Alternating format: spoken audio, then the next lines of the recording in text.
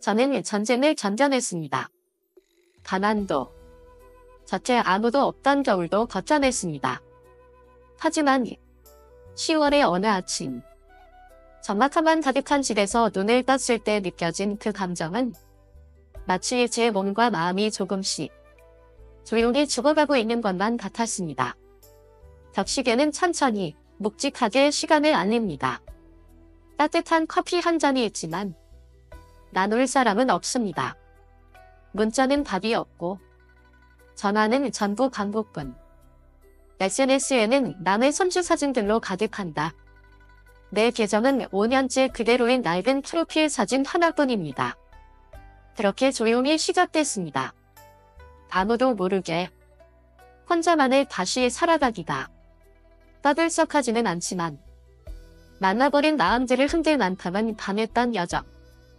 왜냐하면 당신을 고독에서 구해줄 수 있는 사람은 결국 당신 자신밖에 없으니까요. 그리고 그날 74세의 할머니가 동네 전체를 놀라게 한 일을 벌였습니다. 대체 왜? 무려 20년을 말없이 살아온 사람이 자신의 침묵을 깨뜨릴 만큼 무슨 일이 있었던 걸까요? 그날 아침, 나는 동네 모퉁이에 있는 오래된 카트에 앉아 있었습니다. 가을은 얇고 가벼운 낙엽처럼 조용히 길바닥 위로 내려앉았고 그 슬픔은 마치 나의 마음 같았습니다. 카페는 평소처럼 문을 열었고 테이블과 의자는 말끔히 닦여 있었으며 커피는 늘 그렇듯 따뜻했습니다. 단 한 가지가 달라졌습니다. 내 앞자리 의자가 텅 비어있다는 것. 더 이상 물어볼 사람이 없습니다. 오늘은 커피에 설탕 많이 넣을 거야? 적게 넣을 거야? 더 이상 나에게 핀잔할 사람도 없습니다. 허리 좀 펴고 앉아. 부부정하잖아. 내가 신문을 읽으며 이야기를 꺼낼까. 작은 한숨으로 가능해지던 그 사람도 이제는 없습니다. 38년 동안 나와 남편은 이 구석자리에 늘 함께 앉아 있었습니다. 많은 말을 나누지 않았지만 그 조용한 침묵, 세상에서 가장 편안한 소리였습니다. 그러다 3년 전 어느 날 아침, 그는 오지 않았습니다. 대신 전화 한 통을 걸어 기침 섞인 목소리로 마지막 인사를 전했죠. 내가 먼저 갈게. 기다리지 마. 근데 매일 커피는 꼭 마셔야 할 알았지? 그 후로도 나는 이 자리에 앉습니다. 늘 마시던 그 커피. 문이 열릴 때마다 울리는 종소리.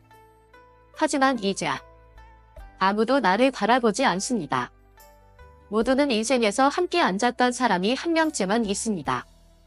그 사람이 떠나가고 나서야 그가 나를 이 세상에 묶어두던 마지막 밭이었다는 걸 깨닫게 됩니다. 나는 점점 움츠러들었습니다. 새 옷도 사지 않았고 머리도 염색하지 않았고 거울을 오래 들여다보지도 않았습니다. 나는 살아있다고 믿었지만 사실은 누군가의 기억 속에서만 존재하고 있었던 거죠. 그러던 어느 아침 낯선 일이 벌어졌습니다. 카페 안이 유난히 북적였고 할인 행사도 날씨 때문도 아니었습니다. 그날 3년 만에 처음으로 내 앞자리 의자에 누군가가 앉았기 때문이죠. 12살쯤 되어 보이는 남자아이, 아무 말도 하지 않고 노트와 색연필을 꺼내더니 그저 나를 바라보며 조용히 앉아 있었습니다. 우리는 말없이 그렇게 시간을 보냈습니다. 그리고 아이는 그림을 그리기 시작했죠. 내가 고개를 숙여 그림을 보았을 때 숨이 멎을 뻔했습니다. 그 아이는 나와 남편이 마주보고 웃고 있는 모습을 그리고 있었습니다. 그림 아래에는 또박또박 이렇게 적혀 있었죠. 할머니가 매일 여기서 할아버지를 기다리신다고 들었어요. 오늘은 제가 옆에 앉아도 될까요? 나는 그 자리에서 울음을 터뜨렸습니다. 눈물을 닦을 틈도 없이 물었습니다. 이야, 어떻게 할머니 얘기를 알았니? 그 아이는 그저 미소 지었습니다. 몰라요. 그냥 사람들이 그러더라고요. 할머니가 앉아 계신 자리는 항상 비어 있다고요. 그리고 사랑했던 사람과 함께 앉아본 사람이라면 그 빈자리가 절대 아무 의미 없는 자리가 아니라는 걸 안대요. 그날 나는 집으로 돌아와 서랍 속 나무 상자를 꺼냈습니다. 남편이 마지막으로 쓴 편지를 넣어둔 곳이었죠. 3년 만에 처음으로 그 편지를 열어보았습니다. 남편은 이렇게 쓰고 있었습니다. 정말 외로워졌을 때는 누군가와 이 의자를 함께 나누어 앉아줘. 그 자리를 비워두기만 한다면 언젠가는 내가 아직 살아있다는 사실조차 잊어버릴 테니까. 나는 화색빛 오후 공원 벤치에 앉아있던 한 할머니를 만났다. 그녀의 이름은 밤할머니. 손엔 식은 차 한 잔을 들고 눈은 소리 없이 떨어지는 낙엽을 바라보고 있었다. 밤할머니와 하할머니는 이 동네에서 제일 유명한 반짝이었다.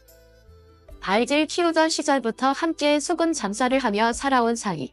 명절, 제사, 생신잔치 늘 둘이 나란히 앉았고 가끔은 일부러 같은 옷을 입고 늙어서도 함께 사진 찍자며 깔깔 웃던 사이였다. 하지만 오늘은 한 사람만 그 자리에 앉아 있었다. 밤할머니. 내가 조심스레 물었다. 할머니는 오늘 안 나오셨어요? 밤할머니는 곧바로 대답하지 않았다. 살짝 미소를 지었지만 눈가는 젖어 있었다. 그리고 마침내 말할 때가 된 듯 그녀는 한숨을 내쉬었다. 나 이제 그 사람이랑 인연 끊었어. 50년 넘게 붙어 다닌 친구였지만 이제는 내 인생 좀 정리해야겠더라고. 나는 믿을 수가 없었다. 무슨 일이 있었길래요? 둘이 큰소리 낸 적도 없잖아요. 그녀는 조용히 주머니에서 종이 한 장을 꺼냈다. 핸드폰 메시지 화면을 캡처한 것이었다. 할머니가 밤할머니에게 실수로 보낸 문자. 그 안은 이런 내용이 적혀 있었다. 예전 감히 말도 잘 못 알아듣고 자꾸 헛소리해서 사람들이 좀 피하는 것 같아. 나도 좀 지쳐.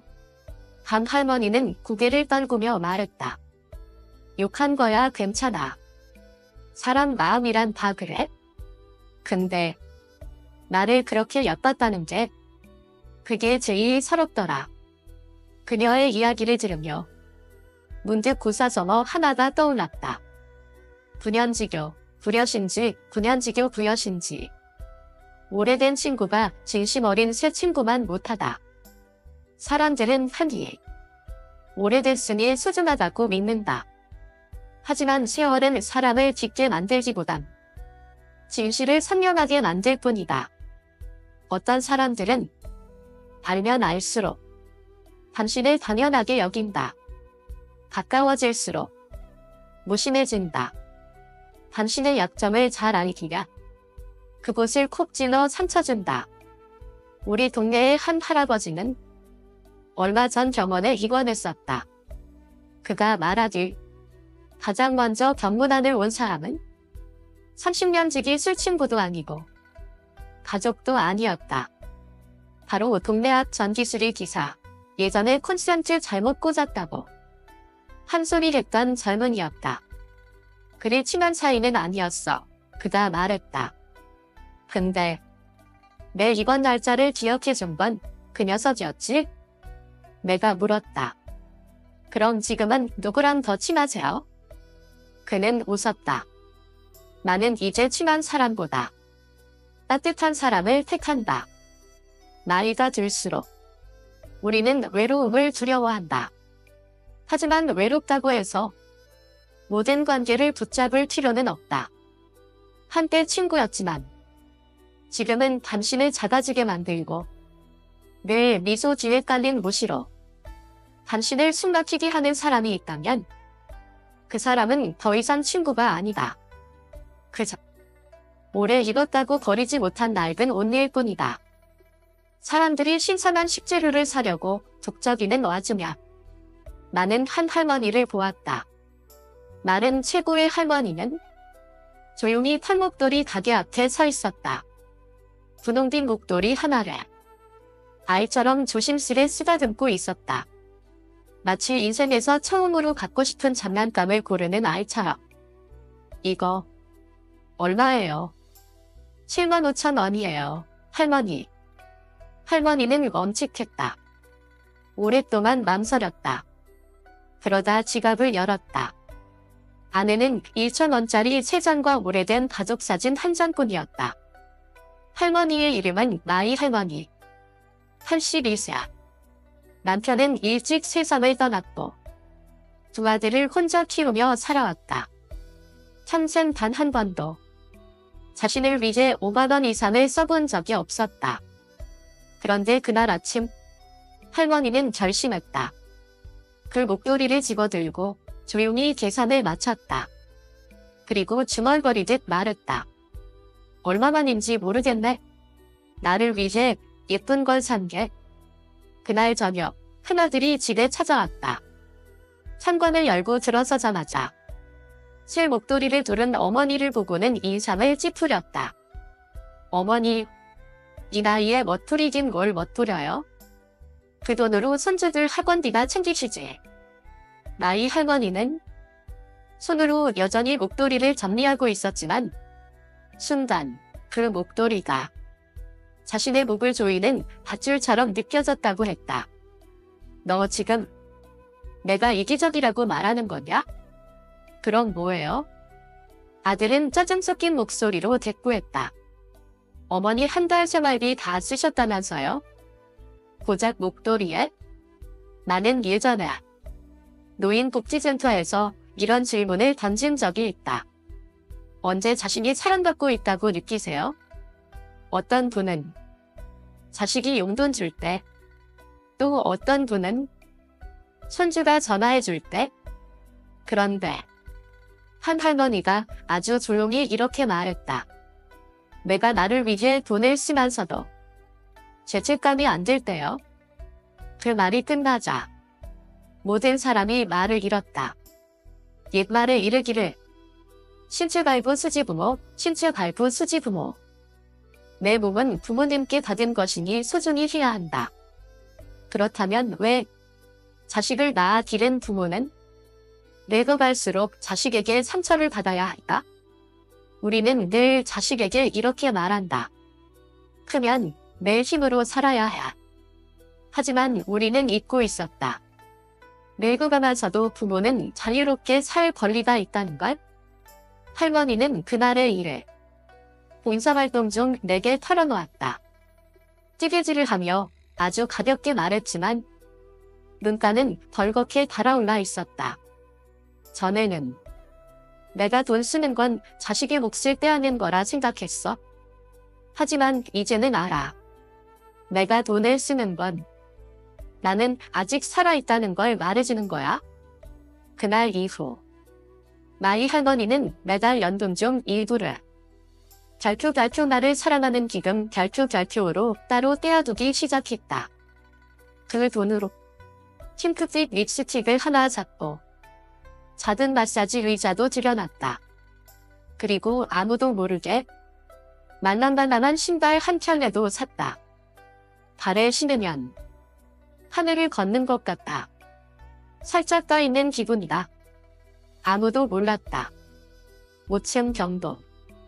복도 끝 어두운 구석. 할머니는 희미한 불빛 아래 얇은 겸허니불을 꼭 끌어안고 몸을 웅크리고 있었다. 찾아오는 자식도 없고 전화 한 통 걸어주는 친구도 없었다. 묻는 이도 기다리는 이도 없었다. 단 한 사람만이 있었다. 반일 처음 야간 근무를 맡은 젊은 간호사 린이 할머니를 조용히 바라보다가 속삭이듯 물었다. 할머니, 식사는 하셨어요? 초할머니에겐 자식이 넷 있었다. 모두 성공했고 집도 있고 차도 있고 한때는 엄마 생신을 누가 더 멋지게 챙기나 경쟁까지 했던 이들이었다. 사진을 SNS에 올리기 위해서. 하지만 지금 78세인 할머니는 가벼운 뇌졸중으로 응급실에 실려왔다. 혼자였다. 입원 수속도, 응급 서류도 전부 혼자 처리했다. 가족을 기다렸지만 3일이 지나도 아무도 오지 않았다. 엄마, 나 출장 중이야. 엄마가 미리 말했어야지. 잘 일도 아닌데 왜 그래? 지금은 좀 바빠. 이따 연락할게. 간호사 할인. 병원에 온 지 채 일주일도 되지 않았다. 투 할머니와는 처음 보는 사이. 그저 춥게 누워있는 노인의 모습이 마음을 걸렸다. 그날 밤 리는 직접 끓인 따뜻한 죽을 들고 찾아왔다. 다음 날엔 자비로 야는 소미불을 사다 드렸다. 세 번째 날엔 근무 전 미리 와서 할머니의 머리를 감겨드렸다. 그 순간 투 할머니가 말했다. 눈물이 그렁그렁한 채로. 이야, 넌 왜 이렇게 착하니? 나는 너한테 해준 게 아무것도 없는데. 리는 미소 지으며 대답했다. 해주실 필요 없어요. 전 그냥 제 엄마가 여기 계셨다면 누군가 이렇게 대해주길 바랄 것 같아서요. 수지심, 담지인, 수지심 담지인. 물이 흘러야 무엇이 가라앉고 떠오르는지 알 수 있고 사람이 흔들려야 진짜가 누구인지 보인다. 사람들은 평생 곁에 있겠다고 말하지만 진짜 곁에 남는 이는 당신이 무너질 때 드러난다. 퇴원날. 자식들은 여전히 바빴다. 리는 일찍 와서 할머니를 부축해 1층 로비까지 모셔갔다. 따끈한 찜닭 하나와 접이식 의자 하나를 손에 들고 할머니, 소원이 하나 있다면 뭐일까요? 처음으로 며칠 만에 투 할머니가 진심 어린 미소를 지었다. 눈물 흘릴 때 그걸 알아채는 자식이 하나 있었으면 좋겠구나. 리는 말없이 그 손을 꽉 잡았다. 한 번은 공원에서 매일 커피 2잔을 가져오는 노인을 본 적이 있다. 하나는 자기 목, 하나는 빈자리 옆에 조심스레 올려두었다. 누구 기다리세요? 내가 물었을 때 그는 그저 웃었다. 아무도 아니야. 그냥 어느 날 누가 와서 저 여기 앉아도 돼요? 라고 물으면 그 커피 한 잔이 이미 그들을 기다리고 있었다고 말해주고 싶어서. 새벽 2시 75세의 툭 할아버지는 갑작스러운 전화벨 소리에 잠에서 깼다. 막내 아들이었다. 아버지, 급히 500만 원만 빌려주세요. 아내가 조사냈는데 지금은 당장 돈이 없어요. 할아버지는 아직 3원 파악도 못했는다. 전화기 넘어 아들은 다급하게 말했다. 아버지 돈 있는 거 저 알아요. 제발 이번만 도와주세요. 푹 할아버지는 말없이 오래 간직해온 예금 통장을 바라봤다. 노후를 위해 모은 돈, 한 번도 손대지 않았던 돈이었다. 그리고 그는 그 돈을 꺼냈다. 푹 할아버지에게는 세 자녀가 있다. 건강했을 때는 가장의 표본, 존경받는 아버지였다. 수도 고장 나면 아버지, 등록금이 부족하면 아버지, 손주 가줄 사람 없어도 아버지. 하지만 허리 통증으로 거동이 불편해지고 가르치던 일도 그만두자 전화는 점점 줄어들었다. 문자는 답이 없고 남은 연락은 급할 때만. 그 새벽 전화 이후 푹 할아버지는 조용히 돈을 보냈다. 감사 인사도 이후에 안부 전화도 없었다. 한 달 후 그는 미끄러져 병원에 입원했다. 5일을 혼자 누웠다. 자식은커녕 누구 하나 병문안조차 오지 않았다. 결국 택시를 불러 혼자 집으로 돌아오던 길 이웃인 탐 아저씨가 물었다. 아이들은 어디 간 거요? 혼자 이렇게 오시게? 푹 할아버지는 가볍게 웃었다. 그리고 바람에 흘러가는 듯한 목소리로 말했다. 쓸모가 없어지면 무음 모드로 전환되는 거죠. 뭐. 시육점이 풍부지, 자유견이 친불다. 나무는 조용히 있고 싶지만 바람은 그치지 않고, 자식은 효도하고 싶지만 부모는 이미 떠나고 없다. 이 말은 늘 자식에게 들려주던 말이었다. 하지만 오늘은 우리 스스로에게 들려주자. 왜냐하면 효도는 요구하거나 빌어야 할 일이 아니니까. 어느 날 툭 할아버지는 공원에서 장기를 주다 동네 노인 몇 분을 알게 되었다.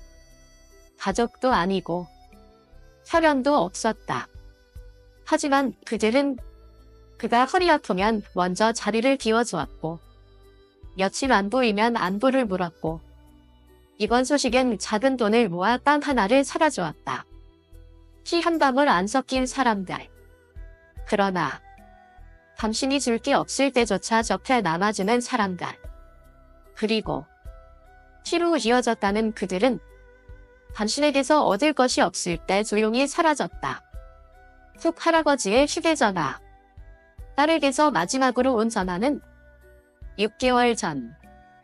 그때 그녀는 등기부등본 작업을 부탁했었다. 서류가 마무리된 후 그 번호는 단 한 번도 울리지 않았다.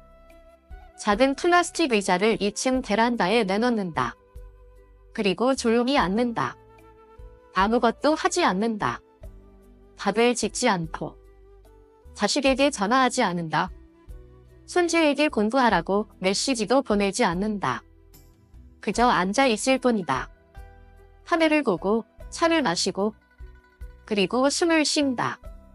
딸이 전화를 걸어왔다. 엄마 왜 이래? 이 시간에 답 안 해? 엄마 왜 나이 들수록 이기적이 돼? 사할머니는 대답하지 않았다. 차를 한 잔 더 따르고 살며시 미소를 지으며 말했다. 이제서야 내 인생을 살기 시작했거든. 사할머니는 평생을 남을 위해 살아왔다. 결혼하면 남편, 아이 낳으면 아이, 남편이 세상을 떠나면 손주, 손주가 크면 또 남을 위해. 그녀 자신은 무릎이 아프고 마음이 메말라가며 문득 스스로에게 물었다. 나는 누구지? 남편의 아내, 아이의 엄마, 손주의 할머니 말고 진짜 나는 누구였지? 어느 날 아침 더 이상 의무의 노예처럼 살 수 없다는 걸 느꼈다. 그래서 앉았다. 아무것도 하지 않기로 했다. 그러자 세상이 시끄러워졌다. 자식과 손주가 말하기 시작했다. 엄마 달라졌어. 예전 엄마가 아니야? 이기적이야. 어느 날 이웃 아주머니가 문을 두드리며 물었다. 사할머니, 따님이 그러던데 어디 안 좋으세요? 사할머니는 조용히 웃으며 대답했다. 아니요, 괜찮아요. 그냥 오래도록 남의 그림자로만 살아와서 조금 지쳤을 뿐이에요. 그날 밤 사할머니는 일기장에 이렇게 썼다. 이제부턴 좋은 엄마, 훌륭한 할머니라는 칭찬이 아니라 아침에 거울을 보고 미소 지을 수 있는 삶을 살겠다. 자정 이후 임경지, 자정 이후 임경지. 내가 나를 존중해라. 다른 이들도 나를 존중한다. 평생 양보하면 사람들은 당신이 당연히 장부할 거라 생각한다. 평생 주기만 하면 사람들은 당신이 받을 필요도 없다고 여긴다. 하지만 당신이 멈추는 그 순간 비로소 사람들은 깨닫게 된다. 당신도 한 사람의 존엄한 존재였다는 것을. 무료 24시간 서비스가 아니다. 어느 토요일 오후 사할머니는 단골 카페에 들렀다. 카페라떼 한 잔. 손주 간식도 안 샀고 누구를 위해 포장도 하지 않았다. 사장이 물었다. 오늘은 손주 거 안 사세요? 사할머니는 조용히 웃으며 대답했다. 오늘은 저 혼자예요. 이 커피는 스스로를 사랑하기 시작한 한 할머니의 것이에요. 사할머니의 가방 안에는 하트 모양 열쇠고리가 달려있다. 그 위엔 이런 문구가 쓰여있다. 이어온 키스야. 당신 자신의 평화가 되어라. 그리고 작은 마른 꽃다발이 하나 있다. 손주가 물은 적이 있다. 할머니, 왜 이 오래된 꽃을 계속 가지고 다녀요? 그녀는 살짝 웃으며 말했다. 그건 누군가 마지막으로 내게 꽃을 선물했단 말이다. 그 이후론 내가 내게 꽃을 사기 시작했단다. 혼자 저녁을 먹고 있었다. 그때 전화기가 진동했다. 급히 손을 잡고 전화를 받았다. 여보세요, 아빠야.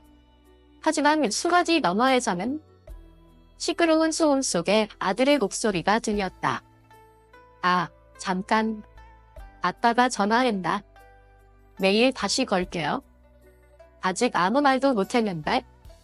통화는 끊겼다. 한 달째. 난 할아버지만 전화를 걸고 있다. 어제는 바쁘다 했고, 오늘은 피곤하다 했다. 다음 날은 이렇게 말했다.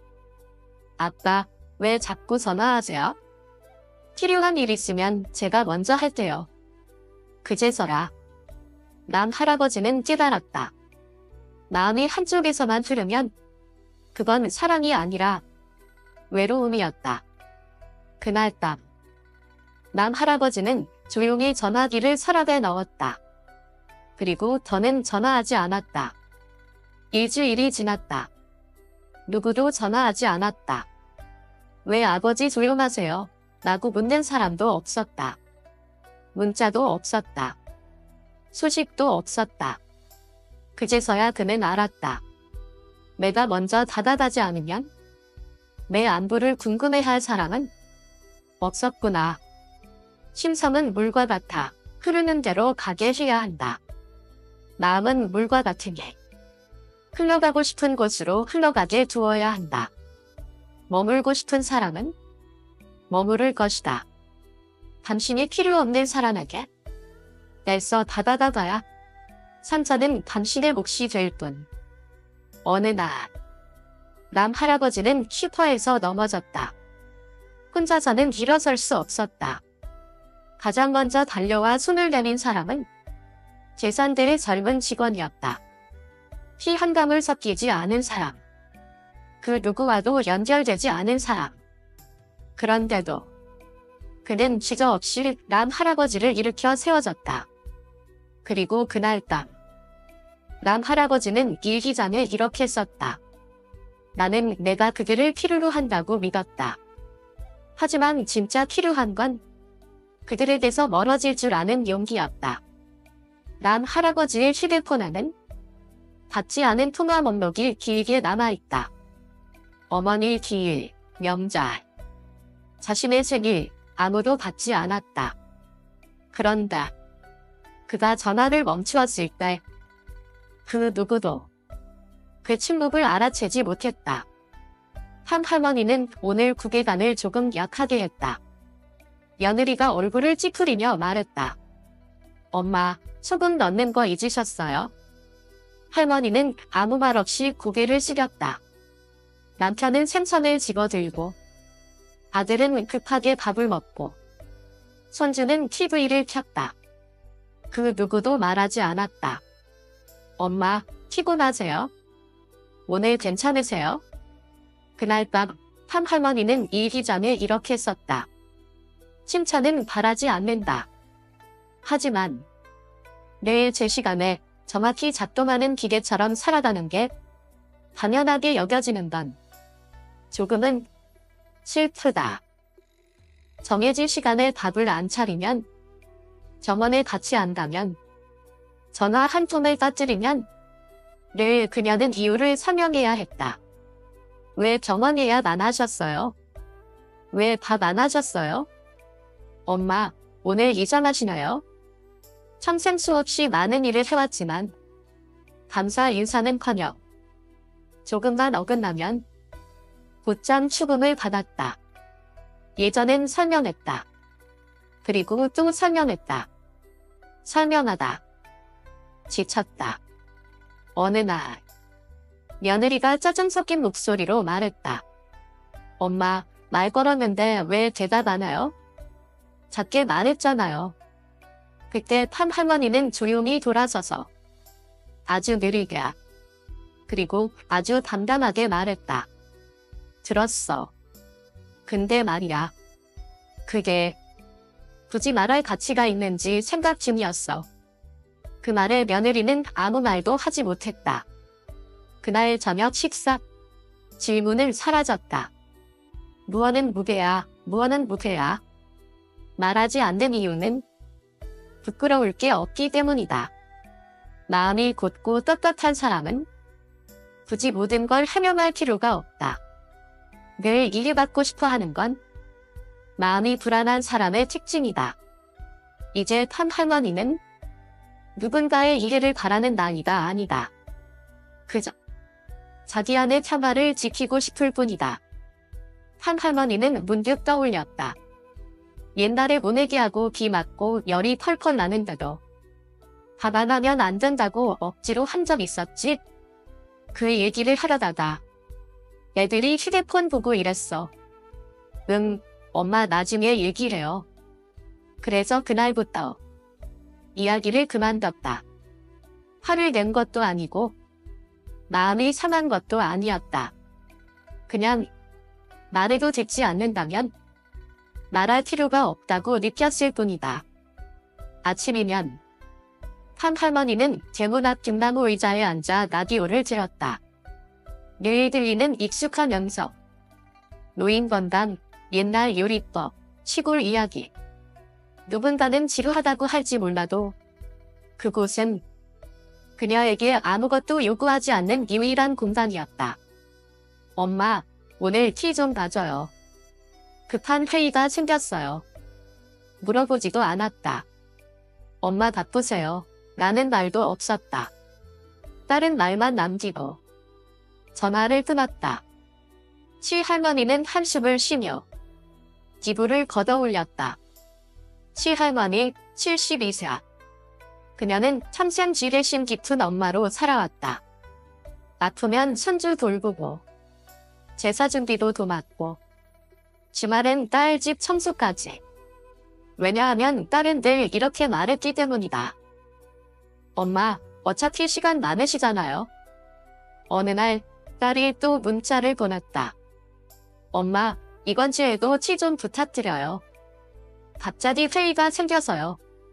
시할머니는 그 문자를 한참 바라보다가 처음으로 딱 3글자를 답장했다.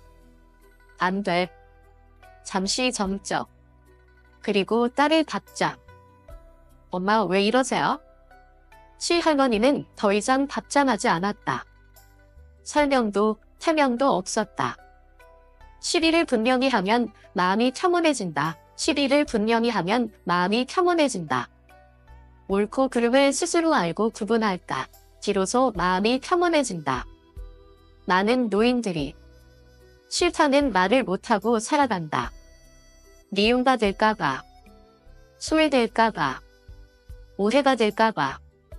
하지만 생각해보면 단 한마디 단위로 멀어지는 관계라면 그 애정은 애초에 진심이 아니었던 것 아닐까? 그날 밤 시할머니는 작은 냄비에 국을 끓였다. 조용히 혼자 밥을 먹었다. 손주의 발소리도 딸의 급한 목소리도 없었다. 그런데도 그녀는 마음이 믿을 수 없을 만큼 가벼웠다. 자식을 미워해서가 아니라 더는 억지로 맞추지 않아도 되기 때문이다. 손주를 돌보는 건 괜찮다. 하지만 늘 혼자서만 버텨야 하는 관계는 지키고 싶지 않다. 시할머니의 서랍 속 오래된 작은 수첩 한 권. 그 마지막 장야. 붉은 펜으로 쓰여 있었다. 나는 더 이상 누구에게도 인내라는 이름의 빚을 지지 않는다. 내가 자니오를 재운다. 할머니는 집 근처 공원 벤치에 앉아 있었다. 손에는 낡은 철학책 한 권이 들려 있었다. 지나가던 사람이 웃으며 말했다. 이 나이에 철학책은 무슨...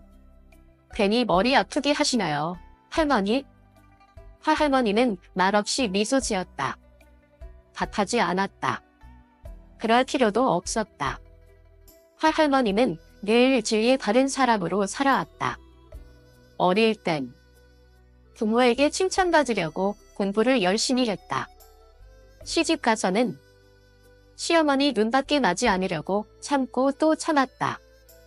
엄마가 되어서는 좋은 엄마라는 말을 듣기 위해 모든 걸 희생했다. 60년을 그렇게 살았다. 자신을 증명하려고, 누군가에게 이해받고 싶어서. 어느 날 딸이 말했다. 엄마는 항상 알 수가 없어. 무슨 생각하시는지 모르겠어. 할머니는 조용히 웃으며 대답했다. 그래. 근데 엄마는 이제 내가 이해하지 않아도 괜찮단다. 엄마는 엄마 자신을 이해하니까? 그건 화가 아니다. 잎이 마지막으로 떨어지는 그 순간처럼 담담한 내려놓음이었다. 이제는 누가 알아주지 않아도 괜찮았다. 누가 봐주지 않아도, 칭찬하지 않아도 스스로 알면 충분했다. 지임자지, 자지자명, 지임자지, 자지자명. 남을 아는 이는 지혜롭고 자신을 아는 이는 받다. 젊을 땐 시선에 인정받고 싶어 산다. 나이가 들면 더 이상 어떤 역할을 하지 않아도 된다는 걸 안다. 자신을 안다는 것. 그게 진짜 해방이다. 오랜 친구에게 전화가 왔다. 하야, 이번에 동참회 있는데 갔나? 사람들 다 온다. 같이 가자. 할머니는 고개를 천천히 저으며 말했다. 나는 이제 사람들 사이에서 어색함을 느끼지 않아도 되는 곳이 좋아. 집에서 차 마시고 빗소리 듣는 게 지금의 나와 더 잘 어울려. 남편의 제사상 옆에 할머니는 작은 액자 하나를 놓았다. 바로 자신의 사진. 오래된 휴대폰으로 직접 찍은 화장기 없는 얼굴, 필터 없는 눈빛. 그 사진을 보며 그녀는 혼잣말처럼 말했다. 누굴 위해 올려놓은 건 아니야. 그저 언젠가 내가 잊어버릴까봐. 세상은 누구보다 나를 가장 잘 아는 건 결국 나 자신이라는 걸. 난 할머니는 거울 속 자신의 얼굴을 바라본다. 주름 하나하나, 티끌티끌한 머리카락 한 올 한 올. 짧게 잘라주세요. 단정하게요. 새롭게요. 미용사가 살짝 놀라며 묻는다. 스타일 바꾸시려는 거예요, 이모님. 난 할머니는 미소 지으며 답한다. 아니요. 그냥 누구의 기대에 맞추지 않고 그냥 나답게 있고 싶을 뿐이에요. 난 할머니는 평생 자기 이름보다 남의 호칭으로 불렸다. 한 씨의 딸, 청 씨의 아내, 흥은이 엄마. 누구도 묻지 않았다. 난씨는요? 당신은요? 심지어 본인조차 언제부터인지 자신의 이름을 부르지 않게 되었다. 어느 날 결혼식에 초대받아 참석했다. 사람들이 이렇게 물었다. 며느리는요? 손주는 왜 안 왔어요? 난 할머니는 조용히 웃으며 말했다. 저 혼자 왔어요. 누구를 대표하러 온 게 아니니까요. 저도 그저 초대받은 손님일 뿐이에요. 무아지경, 자유시생, 무아지경, 자유시생. 어떤 역할도 내려놓았을까? 비로소 진짜 자유가 시작된다. 사람들은 평생 어떤 역할을 충실히 수행하느라 자신과의 약속을 잊곤 한다. 하지만 이란 할머니는 깨달았다. 누구의 엄마가 아니라도, 누구의 아내가 아니라도 나는 텅 빈 존재가 아니다. 오히려 나 자신으로 가득 찬 사람이다. 란 할머니는 서예 수업에 등록했다. 선생님이 물었다. 처음 쓰고 싶은 글자가 뭐예요? 란 할머니는 천천히 붓을 들어 적었다. 란.